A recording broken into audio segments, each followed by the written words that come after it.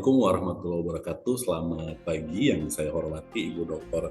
Ayu Niarsi sebagai penguji laporan rancangan aktualisasi. Kemudian yang saya hormati Bapak Budi Novianto SST sebagai coach laporan rancangan aktualisasi.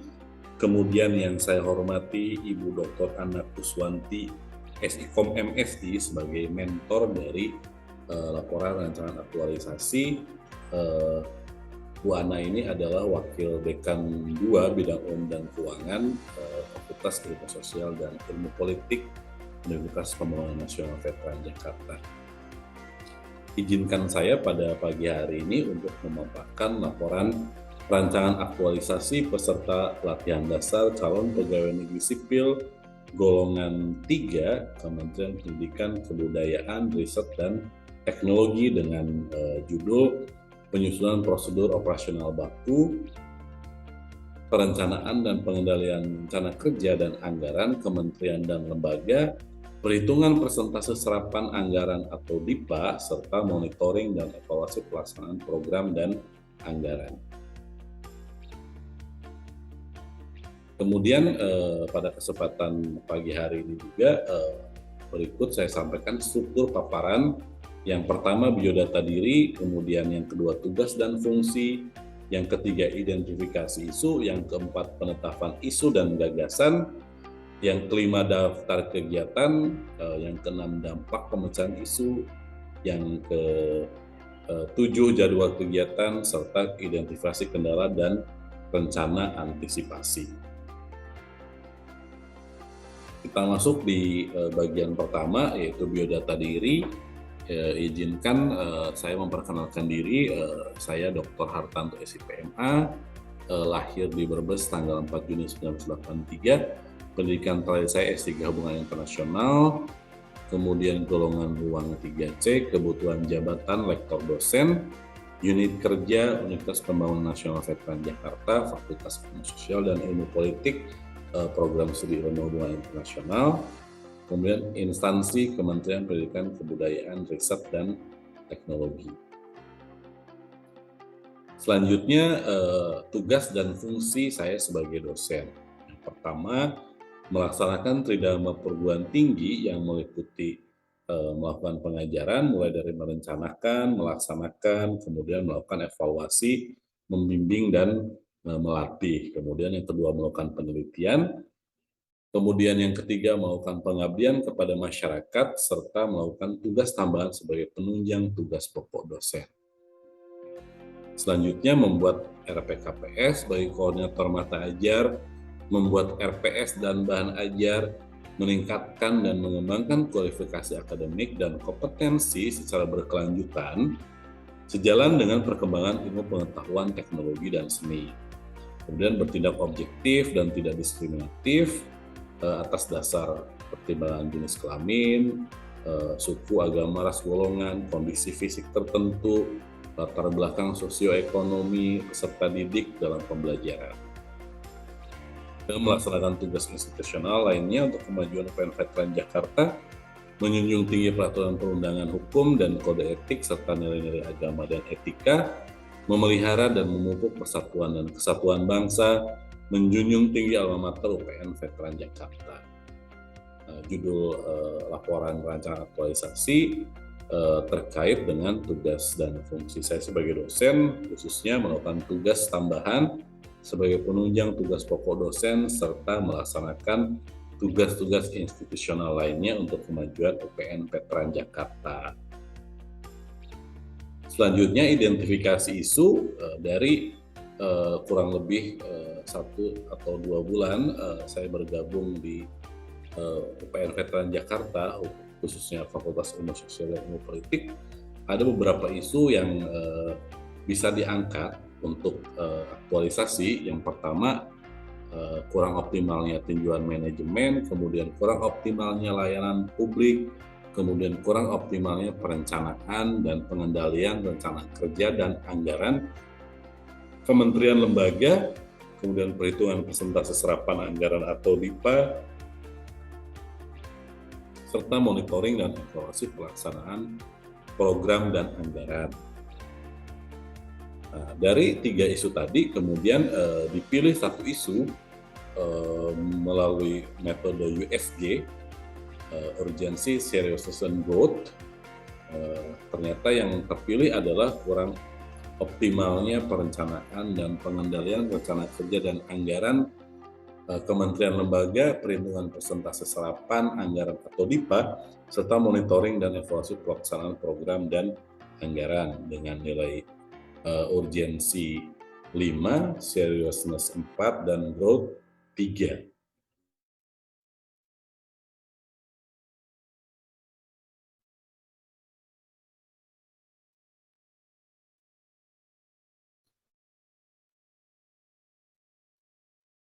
Kemudian dari isu yang terpilih tadi tentang kurang optimalnya perencanaan dan penganggaran kementerian lembaga, kemudian presentasi serapan anggaran serta monitoring dan evaluasi pelaksanaan program dan anggaran, untuk memperoleh gagasan maka saya menggunakan fishbone sebagai untuk mengidentifikasi penyebab isu, kemudian dari penyebab isu tadi diidentifikasi apa hal yang harus dilakukan untuk merespon isu tersebut seperti itu. Saya menggunakan man, material, mesin, method, measurement, dan environment. Dari sisi man, saya melihat ada tenaga soal tenaga kependidikan, mungkin tenaga kependidikan masih terbatas. Dari material, data keuangan belum terintegrasi, kemudian mesin, dukungan dokumen keuangan masih paper based, kemudian aplikasi perlu disempurnakan.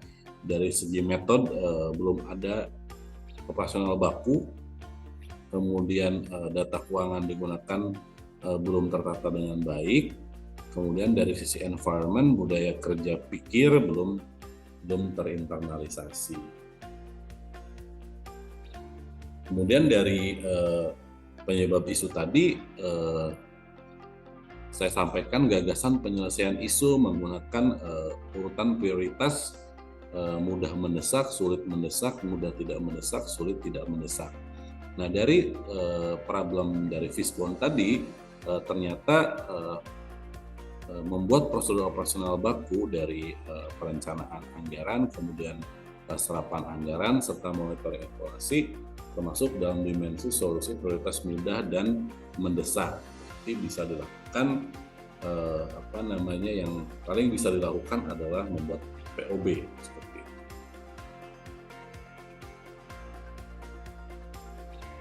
Kemudian dari kegiatan yang terpilih adalah penyusunan prosedur operasional baku perencanaan dan pengendalian rencana kerja dan anggaran kementerian, perhitungan persentase serapan anggaran, serta monitoring dan evaluasi pelaksanaan anggaran.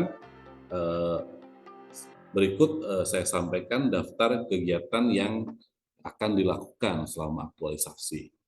Dari tiga POB yang akan disusun, masing-masing mempunyai kurang lebih 5 kegiatan. Kegiatan yang pertama adalah pemetaan regulasi terkait 3 hal tadi. Kemudian yang kedua, melakukan koordinasi antar bidang di dekanat terkait rancangan POB. Kemudian yang ketiga, menyusun POB. Yang keempat, finalisasi prosedur operasional baku. Kemudian yang kelima, evaluasi. Tentunya dari masing-masing kegiatan tadi ada subkegiatan, luaran, dan buktinya. Kemudian kita berlanjut pada bagian selanjutnya mengenai dampak pemecahan isu. Nah, dampak pemecahan isu dapat kita lihat bagi individu, bagi unit kerja, dan bagi masyarakat. Bagi individu atau bagi saya sebagai dosen, kegiatan pembuatan POB tentang perencanaan pengendalian rencana kerja, kemudian presentasi serapan anggaran, serta monitoring dan evaluasi Bagi saya, setelah melakukan kegiatan nanti saya mampu memetakan regulasi terkait, kemudian mampu melakukan koordinasi antar bidang di dekanat, mampu menyusun prosedur operasional baku, mampu melakukan finalisasi, mampu melakukan evaluasi, kemudian juga meningkatkan pemahaman dan kemampuan melakukan perencanaan dan pengendalian rencana kerja anggaran, menghitung presentasi serapan anggaran, serta melakukan monitoring dan evaluasi. Dampak bagi unit kerja diharapkan proses perencanaan dan pengendalian rencana kerja dan anggaran, kemudian presentasi serapan anggaran, serta monitoring dan evaluasi kepada level fakultas lebih optimal dan tertata dengan baik. Kemudian terlaksananya tata kelola fakultas yang kredibel, transparan, akuntabel, bertanggung jawab, dan adil. Nah, dampak bagi masyarakat, meningkatnya rekognisi, kredibilitas, dan kepercayaan halayak terhadap unit kerja organisasi, dalam hal ini Fakultas Ilmu Sosial dan Ilmu Politik Universitas Pembangunan Nasional Veteran Jakarta. Kemudian berikut saya sampaikan jadwal kegiatan. Kegiatan aktualisasi dan habituasi akan dilakukan mulai tanggal 24 Oktober sampai dengan 30 November tahun 2022, kurang lebih 30 hari kerja. Kemudian tentunya dalam melakukan kegiatan pasti, tapi mudah-mudahan sih tidak ada kendala. Saya melakukan identifikasi kendala dan rencana antisipasi selama kegiatan. Dari hasil identifikasi ada 7 kendala. Yang pertama, kesibukan dekan. Rencana antisipasinya menghubungi via telepon atau WhatsApp untuk membuat janji temu, kemudian kesibukan wakil dekan 2, WhatsApp,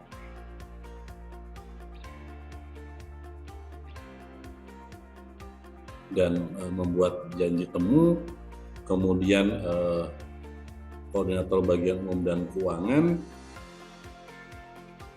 menghubungi terlebih dahulu untuk membuat janji temu, kemudian staf bagian keuangan, kesibukan Kasubag Umum dan Keuangan menghubungi terlebih dahulu sebelum melakukan koordinasi, kemudian kesibukan staf Subag Umum dan Keuangan menghubungi terlebih dahulu sebelum melakukan koordinasi, kesibukan penulis, koordinasi dan konsultasi dengan sesama rekan peserta latsar di penugasan bidang 2, khususnya bidang umum dan keuangan, dalam rangka menciptakan nilai-nilai harmonis dan kolaboratif. Kemudian kendala selanjutnya pemetaan regulasi terkait. Solusinya adalah mencari dokumen terkait secara daring maupun luring. Sekian dan terima kasih. Mohon arahan dan bimbingan untuk perbaikan atau penyempurnaan rancangan